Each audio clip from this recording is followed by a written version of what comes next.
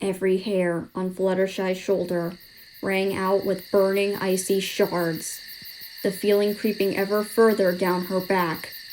So much didn't make sense. How long had she remained sitting here? Hours? It seemed more like she had just awoken. Her cottage had gone especially black. No moonlight tonight, no Princess Luna. Maybe not even on guard if Fluttershy cried out for her. It felt like fatigued breath against her neck. What kind of creature could have snuck in and laid in wait for her? What kind would even want to? A timber wolf? No, it lacked the moldy stench. She nearly jumped. Like the clang of a bell, a realization rung out. Nothing she'd heard, more like a memory. Or a dream? It had never blanked in her ears, but the words laid firmly enthretched in her brain. If you turn around, I will eat you. But why? All the animals loved her, and Discord would never sink to a prank this cruel. Fluttershy began to tremble. It would hear her. Maybe it hadn't seen her yet. If she held perfectly still, it wouldn't find her. The words in her head, though, it had talked. A creature that could talk. And not just because she understood its grunts, chirps, or whistles. It used words. Her shaking worsened, and it wouldn't take much more for it to become audible. To rattle the plate and fork she'd left lying on the side table. To reach that one floorboard that creaked unnecessarily. But it wasn't completely dark. A glowworm, sleeping on the hard end, radiated a fierce illumination. It had soaked up the sunlight all day, now emitting a pure white ball that somehow never pierced the shadows, leaving one face of everything in stark view. She dared not move her head, but she rolled her eyes downward and clearly saw her muzzle and front hooves branched in whiteness. No, she had to be dreaming. Princess Luna, please come and help! No creature, not even from the wild Everfree, would threaten her like this. It couldn't be real. She just had to hold still. The fastest way to alert a predator is to move. Stay still, and it would leave. Or Luna would arrive to banish it from her mind, offer Fluttershy a winged embrace, and stay with her until she calmed down and awoke. Fluttershy gulped, and despite the chill, the air became terribly humid, like a sauna, thick and stifling.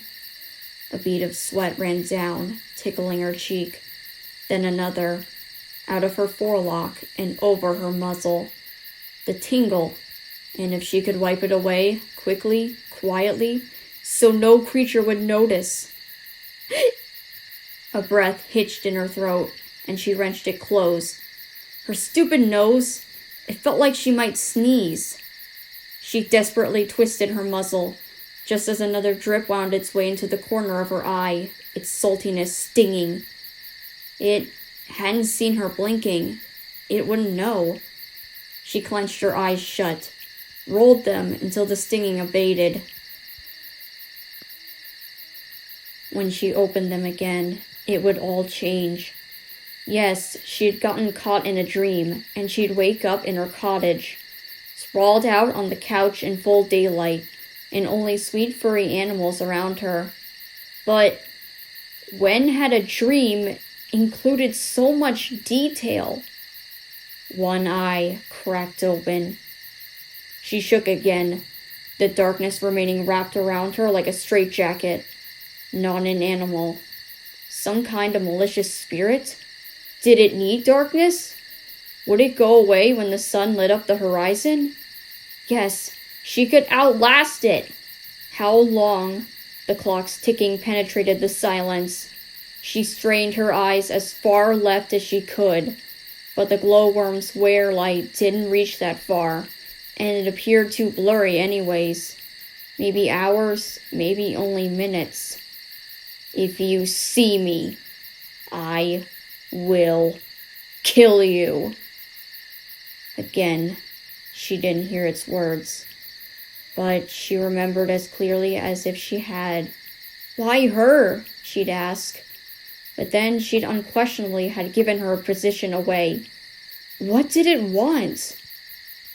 If she did move, how quickly could it pounce? She could bolt for the kitchen, scream for help, and Harry would run in to save her. Any creature confronted by a bear his size would think twice about it. Massive claws, brutal strength, and in no time, she'd have the beehive outside the window swarming to protect. No, not the bees. The poor dears only had one sting each before they died. She wouldn't sacrifice them for her own safety. The wasps, then, in a nest across the yard. Fluttershy gritted her teeth. Such a coward, relying on others to save her. Like any pony, she had a powerful buck. How close had it gotten? She swore she could feel its breath on her back. But then again, it did already know where she was. It only wanted to toy with her, playing with its prey like a cat. If she kicked hard right now, drove it against the sofa, made it fall over backwards. Fluttershy gritted her teeth. Such a coward, relying on others to save her. Like any pony, she had a powerful buck. How close had it gotten? She swore she could feel its breath on her back. But then again, it did already know where she was. It only wanted to toy with her, playing with its prey like a cat. If she kicked hard right now, drove it against the sofa, made it fall over backwards. The candle scorn on the wall! In its reflective plate, she could make out the edge of her mane, warped by the hammered metal. Then right beside it, greenish yellow. A spot? Maybe an eye? She'd seen it, but not directly. And did it matter? Close by, a little to the right, she set her jaw. No cowards here. Not her.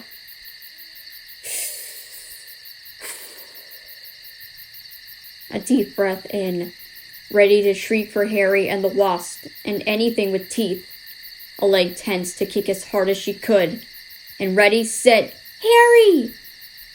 The clock chimed, and the sun lurched into view. But she had already tripped her hand. She whirled around to...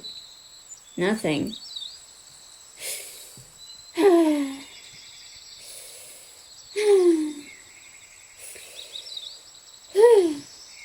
Fluttershy let out the rest of her stored breath, then heaved for several more, her shuddering body wanting nothing else but to collapse onto the ground.